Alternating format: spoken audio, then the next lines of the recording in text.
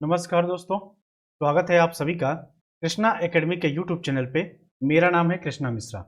दोस्तों, हम लोग यूपी ट्रिपल एस सी पेट के लिए हम लोग पढ़ रहे थे हिस्ट्री, और हिस्ट्री में आज हम लोग नया टॉपिक पढ़ेंगे, मुगल साम्राज्य। इसके पहले हमने सल्तनत काल पूरा कंप्लीट करा दिया है आप लोगों को। अब आपका मुगल साम्राज्य भी 2 वीडियो में कंप्लीट हो जाएगा, तो आपका मेडुअल और एंशियंट कंप्लीट हो चुका है। मॉडर्न भी मैंने कंप्लीट करा दिया है ऑलरेडी।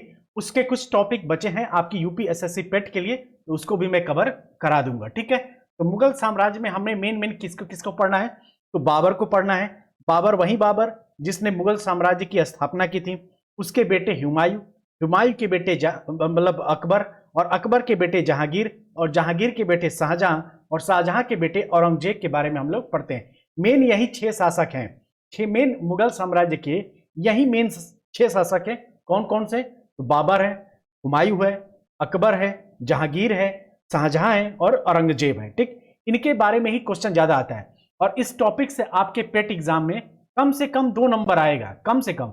यानी इन 2 वीडियो से आपके 2 नंबर कम से कम फिक्स हो जाएंगे, और अधिक से अधिक 3 क्वेश्चन आपसे इस टॉपिक से पूछा जा सकता है। ठीक है, इसलिए ये टॉपिक आपके यूपीएसएससी पेट के लिए, हालांकि हर एक एग्जाम के लिए इंपॉर्टेंट है, लेकिन फिलहाल हम लोग ये जो क्लास चला रहे हैं वो स्पेशली यूपीएसएससी पेट के लिए चला रहे हैं, तो आपके पेट एग्जाम के लिए मोस्ट इंपॉर्टेंट है। चलिए हम लोग शुरू करते हैं। तो बाबर का पूरा नाम क्या था, तो बाबर का पूरा नाम जहीरुद्दीन मोहम्मद बाबर था। ठीक, और बाबर ने मुगल साम्राज्य की स्थापना कब की थी, तो पानीपत के प्रथम युद्ध जो कि 21 अप्रैल 1526 ईस्वी को हुआ था, किसके किसके बीच, तो बाबर और इब्राहिम लोदी के बीच हुआ था। इसी युद्ध के बाद बाबर ने मुगल साम्राज्य की स्थापना की थी, कहां पे, तो भारत में। ठीक, यानी कि 27 अप्रैल 1526 ईस्वी को बाबर ने अपने आप को बादशाह घोषित कर भारत में मुगल साम्राज्य की नींव डाली थी। ठीक, और भारत ने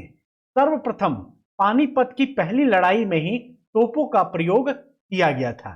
ठीक, तो आपसे क्वेश्चन पूछा जाएगा कि भारत के किस युद्ध में पहली बार तोपों का प्रयोग किया गया था, तो आप बताएंगे पानीपत के प्रथम युद्ध में। ठीक है दोस्तों, और देखिए पानीपत का प्रथम युद्ध होता कब है, क्यों है, तो इसके बारे में यह कहा जाता है कि जो इब्राहिम लोदी की जो चाचा थे दौलत खां लोदी, पिछली वीडियो में भी मैंने आपको बताया था, और राणा सांगा ने बाबर को इनवाइट किया था, किसके लिए, तो वो बाबर आए और भारत पर आक्रमण करे, और इब्राहिम लोदी को अपदस्थ करके वो जो इब्राहिम लोदी का जो साम्राज्य है वह या तो दौलत लोदी को दे दे या राणा सांगा को दे दे। लेकिन जिस समय भारत में इनवाइट करने के लिए राणा सांगा और दौलत खां लोदी ने अपने राजदूत भेजे थे, उस समय बाबर फरगना में रहता था, और फरगना में इसकी स्थिति बड़ी अच्छी नहीं थी। बहुत बदहाली जीवन जी रहा था। इसके पास इतने भी पैसे नहीं होते थे बाबर के पास कि अपने सैनिकों को भरपेट खाना खिला सके। तो एक ऐसा ठिकाना ढूंढ रहा था जहां पे अपने साम्राज्य की स्थापना कर सके, और साथ ही साथ अपने सैनिकों को भी रख सके। और उसी समय इसको भारत आगमन का न्योता मिलता है और ये निकल पड़ता है। ठीक, तो जब आके भारत में जब पानीपत का प्रथम युद्ध हो जाता है, तो इसके बाद से बाबर ने 27 अप्रैल 1526 ईस्वी को जब बाबर ने अपने आप को बादशाह घोषित कर मुगल साम्राज्य की नींव डालता है, इससे जो राणा सांगा है इसको बड़ा बुरा लगता है, क्योंकि इसको लगता था कि बाबर आएगा और जीत के चला जाएगा और साम्राज्य मुझे दे देगा, लेकिन ऐसा होता नहीं है। इसके बाद से राणा सांगा और बाबर के बीच युद्ध होता है। वो कौन सा युद्ध है, तो खानवा का युद्ध है। खानवा का युद्ध कब होता है, तो 16 मार्च 1527 ईस्वी को बाबर और राणा सांगा के बीच होता है। राणा सांगा के पास उस समय 1,50,000 सैनिक थे, जबकि बाबर के पास मात्र 10,000 सैनिक थे। कितने थे, तो मात्र 10,000। इस 10,000 में मतलब इनके जो सैनिक थे बाबर के, वो डर गए कि इतनी बड़ी सेना से, और राणा सांगा भी खुद एक महान योद्धा है, उससे हम लोग कैसे लड़ेंगे। तो बाबर ने यहीं पे जिहाद का नारा दिया था। इसी युद्ध में बाबर ने जिहाद का नारा दिया था। और जिहाद मुस्लिम धर्म में एक ऐसा शब्द है जिससे उनके बाबर के सैनिकों में जिहाद का मतलब यह था कि भाई या तो इस युद्ध में तुम लड़ो या तो मर जाओ। मतलब यही जिहाद का मतलब यह था कि भाई एक ऐसा शब्द है ये जिहाद मुस्लिम शासकों में के प्रति, तो उसमें लगता है कि सैनिकों में इतना जोश भर देता है बाबर, तो उसके सैनिक या तो कहते हैं या तो हम जीतेंगे या तो मरेंगे, और इसी सोच के साथ वो युद्ध लड़ते हैं। तो इनकी 10,000 की ही सेना मुगलों राणा सांगा की 1,50,000 सेना को पराजित कर देती है। तो खानवा के युद्ध में बाबर द्वारा जिहाद का नारा दिया गया था। तो आपसे क्वेश्चन पूछा जाएगा कि किस युद्ध में बाबर ने जिहाद का नारा दिया था, तो आप बताएंगे खानवा के युद्ध में दिया था। और इस युद्ध में राणा सांगा पराजित हुआ और इस युद्ध में विजय श्रेय मिलने के बाद बाबर ने गाजी की उपाधि, किसकी उपाधि, तो गाजी की उपाधि यानी काफिरों को मारने वाले की उपाधि धारण की थी। तो आपसे क्वेश्चन पूछा जाएगा कि किस युद्ध में बाबर ने गाजी की उपाधि धारण की थी, तो आप बताएंगे खानवा के युद्ध में की थी। और ये खानवा का युद्ध कब हुआ था, तो 16 मार्च 1527 ईस्वी को हुआ था। ठीक। और घाघरा का युद्ध 5 मई 1526 ईस्वी को बाबर और महमूद लोदी के मध्य हुआ और इस युद्ध में भी बाबर विजयी हुआ और बाबर का यह अंतिम युद्ध था। ठीक। बाबर ने अपनी आत्मकथा तुजुक ए बाबरी या बाबरनामा में 2 हिंदुओं का उल्लेख किया है। उसमें से एक विजयनगर और दूसरा मेवाड़, यही मेवाड़ के राजा थे, राणा सांगा की बात करता है। ठीक है। और अकबर ने अब्दुल रहीम खाने द्वारा बाबरनामा का फारसी भाषा में रूपांतरण करवाया। देखिए, जो बाबर ने अपनी आत्मकथा लिखी है तुजुक ए बाबरी या बाबरनामा, या किस भाषा में है, तो तुर्की भाषा में है। लेकिन और अकबर ने अब्दुल रहीम खाने द्वारा जो बाबरनामा का क्या करता है, फारसी भाषा में रूपांतरण करवाया है। ठीक। और 26 जून 1539 ईस्वी को चौसा का युद्ध होता है और उसमें हुमायूं को शेरशाह से पराजित होना पड़ता है। बाबर का बेटा कौन था, हुमायूं था। ठीक। हालांकि बाबर के 4 बेटे थे, हुमायूं उसमें सबसे बड़ा था और यही साम्राज्य बनता है, उसका उत्तराधिकारी बनता है बाबर का। ठीक। और ये हुमायूं था, यह मुगल साम्राज्य में सबसे पढ़ा लिखा और योग्य था। ठीक है। लेकिन इसकी एक सबसे बड़ी बीमारी थी, ये बड़ा ही दयालु था और इसी दयालुता के कारण चौसा के युद्ध में शेरशाह द्वारा यह पराजित हो जाता है। कब पराजित होता है, तो 26 जून 1539 ईस्वी को चौसा के युद्ध में। ठीक। और इस युद्ध में निजाम नामक एक भिस्ती ने हुमायूं की जान बचाई थी। हुमायूं क्या करता है, इस युद्ध में जब हारने लगता है तो एक नदी में कूद जाता है अपने घोड़े के साथ।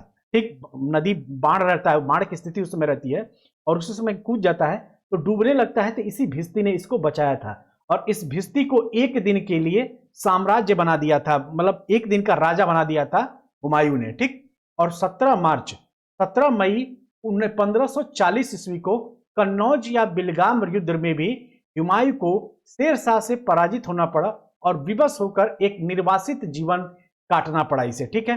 तो आपसे क्वेश्चन पूछा जाएगा क्या कि चौसा का युद्ध किसके किसके बीच हुआ था, तो आप बताएंगे हुमायूं और शेरशाह के बीच हुआ था। कब हुआ था, तो 26 जून 1539 ईस्वी को। उसी तरीके से आपसे क्वेश्चन पूछेगा कि कन्नौज या बिलग्राम का युद्ध कब हुआ था, तो 17 मई 1540 ईस्वी को। किसके किसके बीच, तो हुमायूं और शेरशाह के बीच। और इसमें भी हुमायूं की पराजित होती है और यह विवश होकर एक निर्वासित जीवन बीतता है, यानी एक निर्वासित की भांति इधर उधर भटकना पड़ा इसको। ठीक। और 22 जून 1555 ईस्वी को सरहिंद के युद्ध की विजय ने हुमायूं को एक बार पुनः उसका खोया हुआ राज्य वापस कर दिया। ठीक।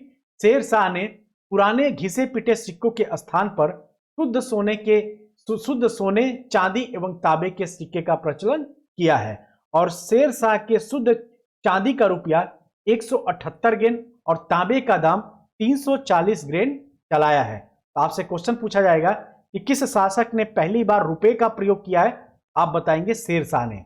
और इसका रुपया कैसा था, ये चांदी का रुपया था जो 178 ग्रेन का हुआ करता है। ठीक। और रुपए और दाम का विनिमय जो दर था वह 1:64 था, यानी 1 रुपए में 64 तांबे के दाम मिलते थे। ठीक है। और हाजी बेगम ने अपने पति हुमायूं के मकबरे का निर्माण दिल्ली के दीन पनाह में 1565-72 ईस्वी में करवाया था। ठीक। तो आपसे क्वेश्चन पूछेगा कि दीन पनाह, हुमायूं के मकबरे का नाम क्या है, तो दीन पनाह है और इसको किसने बनवाया है, तो हुमायूं की पत्नी हाजी बेगम ने बनवाया था। ठीक। शेरशाह सूरी ने मारवाड़ के युद्ध में राजपूतों के शौर्य पराक्रम से प्रभावित होकर कहा था कि एकमात्र मुट्ठी बाजरे के चक्कर में मैंने अपना साम्राज्य खो दिया होता। तो आपसे क्वेश्चन पूछा जाता है कि किस शासक ने कहा है कि एकमात्र मुट्ठी के बाजरे के चक्कर में मैंने अपना साम्राज्य खो दिया होता, तो यह शेर शाह सूरी ने कहा है। ठीक है, और किसके लिए कहा है? तो मारवाड़ों से युद्ध में कहा है। ठीक, और शेर शाह का मकबरा बिहार के शाहाबाद के सासाराम नामक स्थान पर एक तालाब के बीच चबूतरे में बनाया गया है। तो आपसे पूछेगा कि शेर शाह सूरी का मकबरा कहाँ है, तो आप बताएंगे बिहार के सासाराम में। बिहार के सासाराम में एक तालाब के बीच चबूतरे में बना है। और दिल्ली स्थित पुराना किला के भवनों का निर्माण शेर शाह सूरी ने ही करवाया था।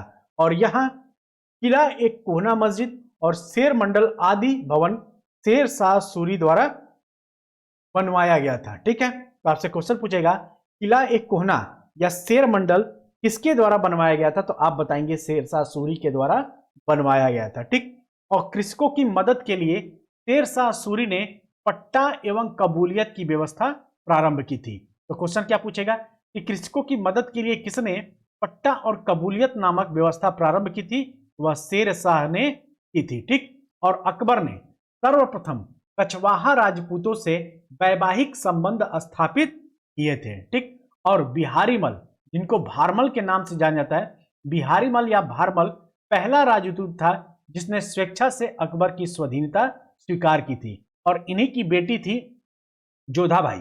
जोधाबाई इन्हीं की बेटी थी जिससे अकबर का शादी हुआ था। ठीक है, और अकबर ने सूफी मत में अपनी आस्था जताते हुए चिश्तिया संप्रदाय को समर्थन दिया था।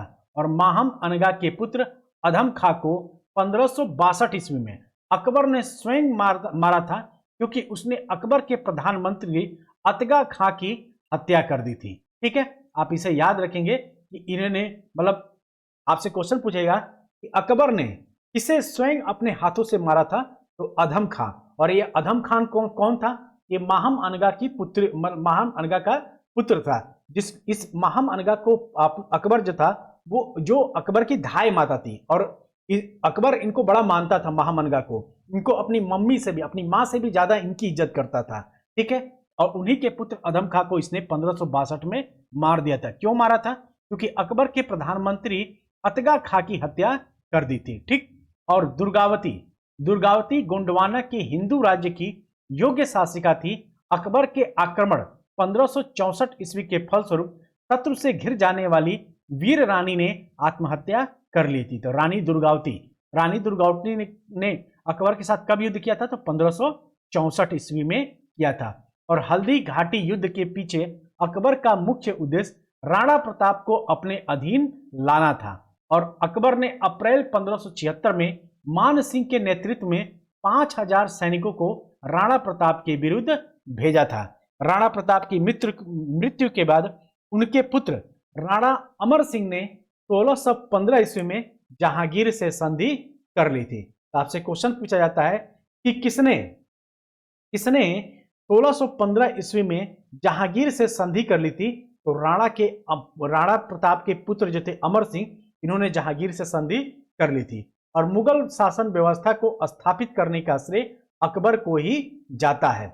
और अकबर अपनी धार्मिक नीति के अंतर्गत अकबर ने 1562 ईस्वी में दास प्रथा, 1563 ईस्वी में तीर्थकर यात्रा और 1564 ईस्वी में जजिया कर को समाप्त कर दिया था। ये डेट आपको याद रखना है कि 1562 में इसने दास प्रथा को, 1563 में इसने तीर्थकर यात्रा को, और 1564 ईस्वी में इसने जजिया कर को समाप्त कर दिया। ठीक, और अकबर ने 1573 में घोड़ों को दागने की प्रथा का पुनः प्रचलन किया, जिससे सेना अपने घोड़े न बदल सके। ठीक है, जिससे सेनापति जो थे इसके घोड़े न बदल सके। और दाग प्रथा का प्रारंभ किसने किया था? तो अलाउद्दीन खिलजी ने किया था। आप इसे याद रखेंगे। ठीक, आपसे क्वेश्चन पूछेगा कि घोड़ों को दागने की प्रथा किसने प्रारंभ किया था? तो अलाउद्दीन खिलजी ने। और उसी अलाउद्दीन खिलजी से प्रेरणा लेकर अकबर ने 1573 ईस्वी में घोड़ों को दागने की प्रथा का पुनः प्रचलन किया था, जिससे सेनापति अपने घोड़े न बदल सके।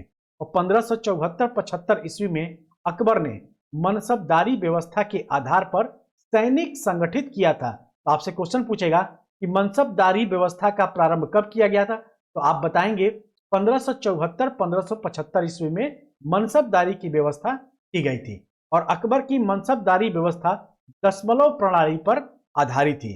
तो आपसे क्वेश्चन ये भी पूछा जा सकता है कि अकबर की मनसबदारी व्यवस्था किस प्रणाली पर आधारित थी, तो दशमलव प्रणाली पर आधारित थी। और मुगल मनसबदारी प्रणाली मध्य एशिया से ली गई थी, ठीक है। और ये ऐसा माना जाता है कि ये मंगोलों की देन थी, जो मनसबदारी व्यवस्था थी यह मंगोलों की देन थी। और मुगल बादशाह अकबर ने मनसबदारी व्यवस्था को अपने शासन काल के 11वें वर्ष में प्रारंभ किया था। तो आपसे क्वेश्चन पूछा जाता है कि मुगल बादशाह अकबर ने मनसबदारी व्यवस्था अपने शासन काल के किस वर्ष में आरंभ किया था, तो 11वें वर्ष में आरंभ किया था। और अकबर के शासन काल में भू राजस्व वसूली के लिए जाप्ती प्रणाली प्रचलित है, ठीक है। तो आप इसे याद रखिए। आपसे क्वेश्चन पूछा जाएगा कि अकबर के शासन काल में भू राजस्व वसूली के लिए किस प्रणाली का प्रयोग किया जाता था, तो जाप्ती प्रणाली का प्रयोग किया जाता है, ठीक है। और अब हम लोग देखेंगे मुगल शासकों के वास्तविक नाम और उनकी उपाधियां। तो बाबर की उपाधियां क्या थी, तो बाबर को पादशाह, मिर्जा और गाजी की उपाधि धारण किया था। हुमायूं ने नासुरुद्दीन महमूद की उपाधि धारण किया था। अकबर ने जलालुद्दीन मुहम्मद अकबर बादशाही गाजी की उपाधि धारण किया था। और वहीं जहांगीर ने नूरुद्दीन मुहम्मद जहांगीर बादशाह गाजी की उपाधि धारण किया था। और शाहजहां ने अबुल मुजफ्फर शहाबुद्दीन मुहम्मद साहिब किरण ए सानी की उपाधि धारण किया था। वहीं अगर बात किया जाए औरंगजेब ने अबुल मुजफ्फर मुजुहिदीन मोहम्मद औरंगजेब बहादुर आलमगीर बादशाह गाजी की उपाधि धारण किया था। वहीं मोहम्मद मुअज्जम की बात की जाए तो यह बहादुर की उपाधि धारण किया था। मुइजुद्दीन ने क्या धारण किया था, किस पदवी को, तो जहांदार शाह की उपाधि धारण किया था। उसी तरीके से अजीजुद्दीन कौन था, तो अजीजुद्दीन ने कौन सी उपाधि धारण की थी, तो आलमगीर की द्वितीय की उपाधि धारण की थी। वहीं बात किया जाए अली गौहर ने किसकी उपाधि धारण की थी, तो शाह आलम द्वितीय की उपाधि धारण की थी। और रफी उदौला किसकी उपाधि धारण किया था, तो शाहजहां द्वितीय की उपाधि धारण किया था। और रोशन अख्तर ने किसकी उपाधि धारण किया था, तो मोहम्मद शाह की उपाधि धारण किया था। हालांकि उपाधियों से क्वेश्चन नहीं पूछेगा आपसे, क्योंकि इतने बड़े बड़े नाम आपसे जनरली नहीं पूछे जाते हैं, लेकिन एक बार आपको इसको सरसरी निगाह से देख लेना है, ठीक।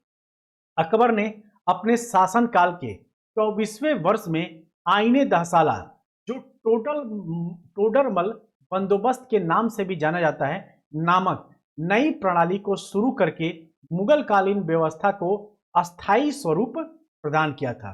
तो आपसे क्वेश्चन पूछेगा कि आईने दहसाला या टोडरमल बंदोबस्त को अकबर ने कब शुरू किया था, तो अपने शासन काल के 24वें वर्ष यानी कि 1580 ईस्वी में शुरू किया था, ठीक।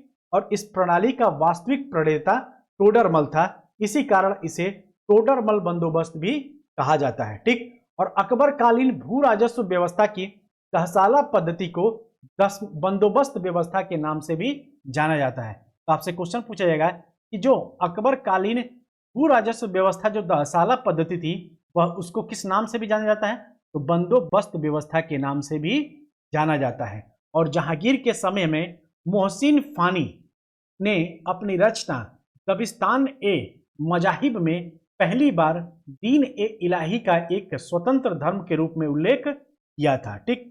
और तुर्की सुल्तान का महल इतना सुंदर है कि पर्सी ब्राउन ने उसे स्थापत्य कला का मोती कहा है, ठीक है। और अकबर ने 1582 ईस्वी में तौहीद ए इलाही, यह दीन ए इलाही की स्थापना करता है। यह बड़ा ही इंपॉर्टेंट है, आपसे क्वेश्चन पूछेगा कि तौहीद ए इलाही या दीन ए इलाही की स्थापना अकबर ने कब किया है, तो 1582 ईस्वी में, ठीक। 1580 ईस्वी में इसने क्या किया है, इसने टोडरमल व्यवस्था को अपनाया है, ठीक।